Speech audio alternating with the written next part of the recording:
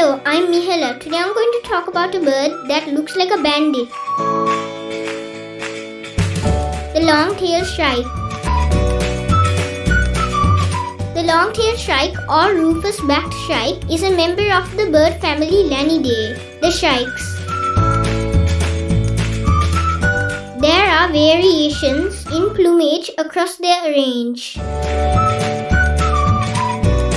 The species ranges across much of Asia, both on the mainland and the eastern islands. The eastern or Himalayan subspecies is sometimes called the black-headed shrike. Although there are many differences in plumage among the subspecies, they all have a long and narrow black tail, have a black mask and forehead, rufous rump and flanks, and a small white patch on the shoulder. It also captures flying insects in the air.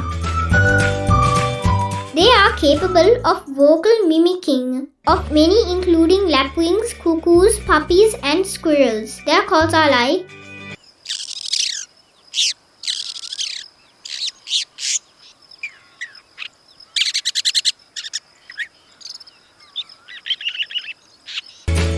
named locally as DikPenda Sabariththa. I have not seen the long-tailed shrike. One such place you can see this bird is in the Mannar district of northern Sri Lanka. Speaking of Mannar, the present Sri Lankan civilization began in 543 BC when King Vijaya arrived in Sri Lanka from West Bengal, India. He landed in Mannar district. He then married the daughter of the indigenous king in Sri Lanka. However, later, he abandoned her and remarried a princess from India. This indigenous community in Sri Lanka, known as Vedas, still lives in Sri Lanka. They have their own customs and traditions.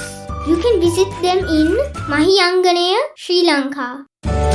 Please subscribe to this channel to see more videos.